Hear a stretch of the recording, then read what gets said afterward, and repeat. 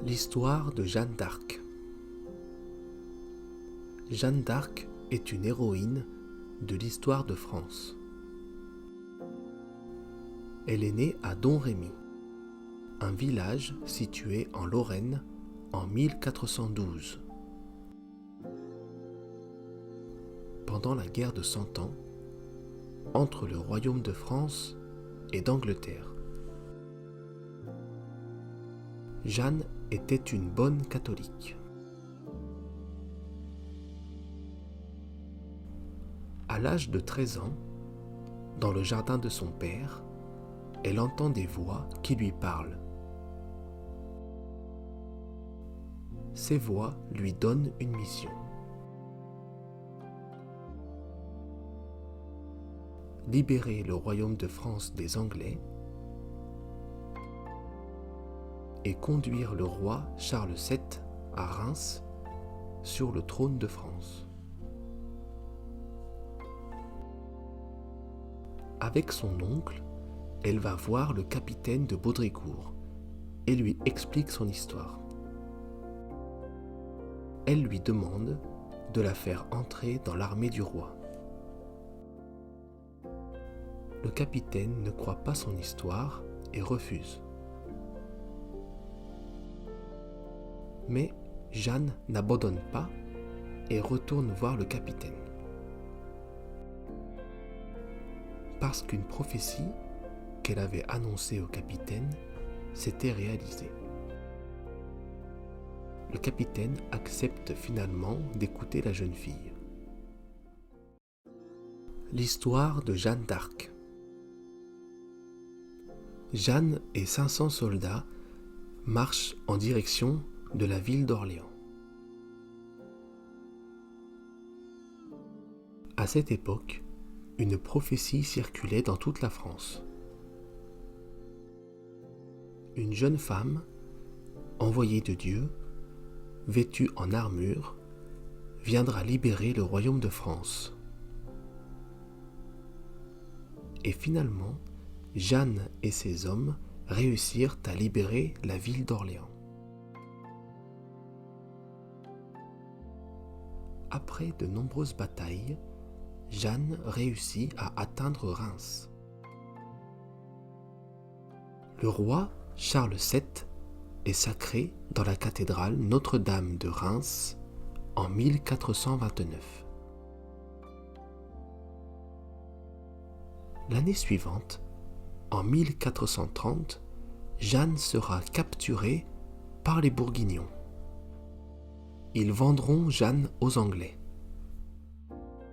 Elle sera jugée puis brûlée vive à Rouen. Beaucoup de questions sont posées de nos jours à propos de Jeanne d'Arc. A-t-elle vraiment existé? Était-ce un garçon ou une fille?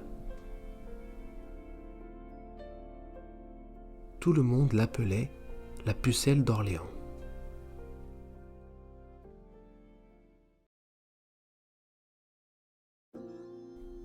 Charles de Gaulle. Charles de Gaulle était un militaire, un résistant, un homme d'État et un écrivain. Il naît à Lille le 22 novembre 1890, dans une famille de tradition catholique. Les parents de Charles de Gaulle sont des petits cousins. Autrefois, épouser un cousin ou une cousine était une pratique commune. À 15 ans, Charles va étudier au lycée français catholique. À cette époque déjà, Charles de Gaulle écrit des histoires dans lesquelles il s'imagine comme un général qui sauve la France. Il dit aussi à cette époque, un jour, je serai à la tête de l'État. En 1808, il entre à l'école militaire. 4 ans plus tard, en 1912, il sort diplômé, 13e sur 221. Pendant la Première Guerre mondiale, Charles était capitaine. Le 2 mars 1916, il est capturé par les Allemands. Lors de son séjour en prison, Charles de Gaulle change de prison 10 fois. Il essaie de s'évader 5 fois. À la fin de la guerre, la France est victorieuse. De Gaulle est libéré, mais garde un souvenir amer de cette guerre. Il pense qu'il a été un soldat inutile. La Seconde Guerre mondiale. La France est coupée en deux. Paris est occupé par les Allemands. Pour De Gaulle, hors de question de collaborer avec l'ennemi.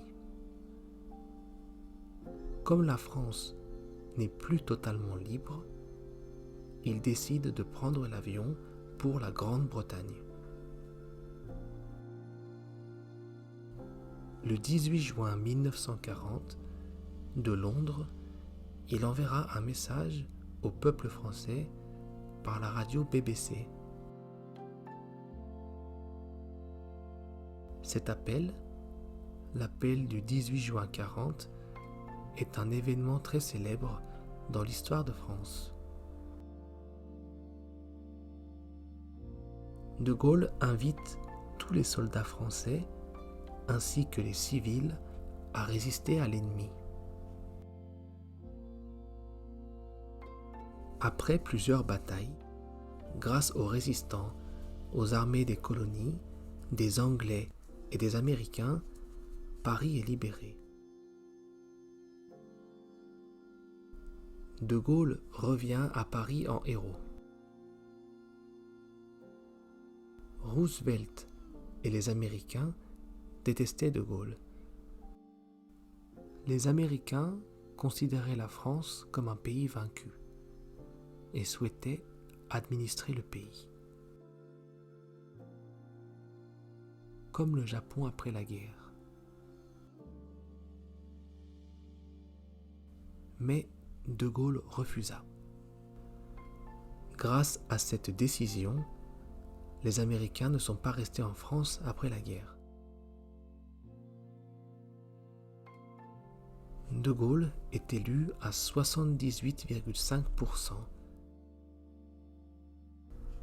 Il devient le premier président de la Ve République française en 1958.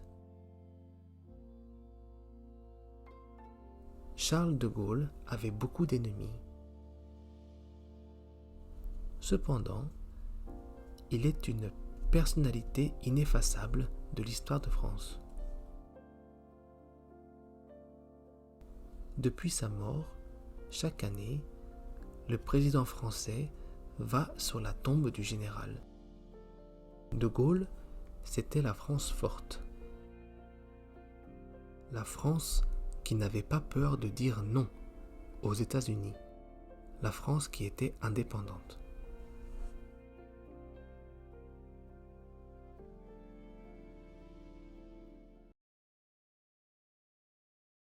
L'histoire de Louis Vuitton.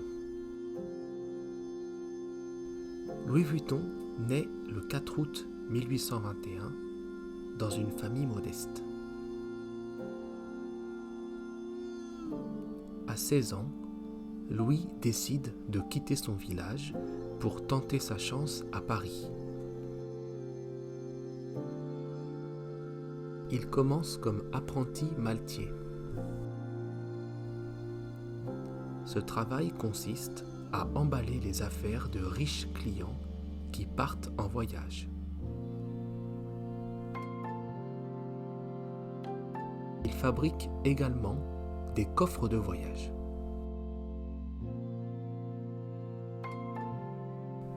À cette époque, les modes de transport changent, notamment grâce à la machine à vapeur.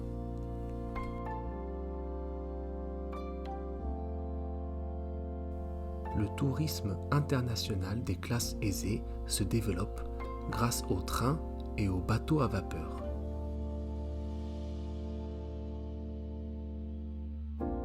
Louis Vuitton comprend rapidement qu'il faut fabriquer des bagages de qualité et innovants. En avril 1854, il fonde la marque Louis Vuitton.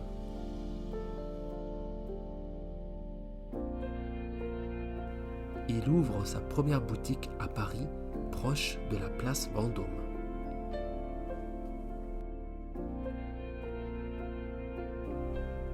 En 1859, il s'agrandit et transfère son atelier et ses 20 employés à Asnières, une ville du département des Hauts-de-Seine.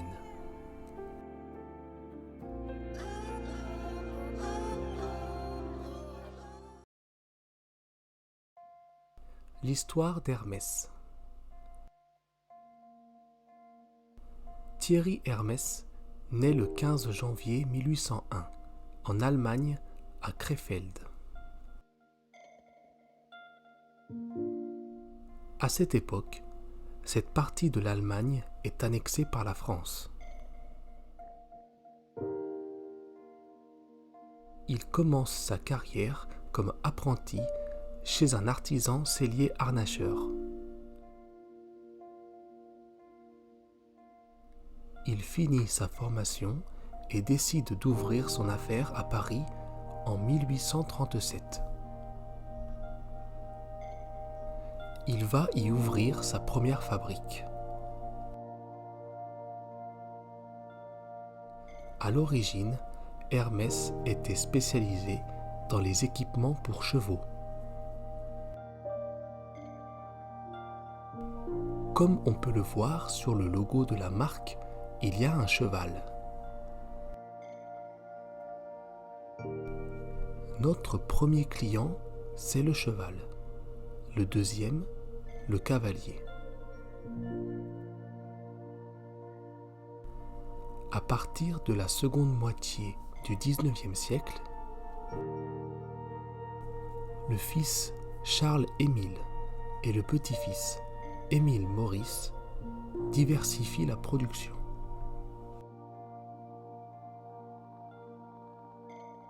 Le petit-fils Émile Maurice est l'un des premiers à intégrer des fermetures éclairs dans la maroquinerie et dans la mode. Dans les années 20, la maison Hermès produit des vêtements féminins et masculins, de l'horlogerie, de la bijouterie, des accessoires de sport ou de ville et de la décoration d'intérieur. De nos jours, Hermès possède 300 boutiques dans le monde.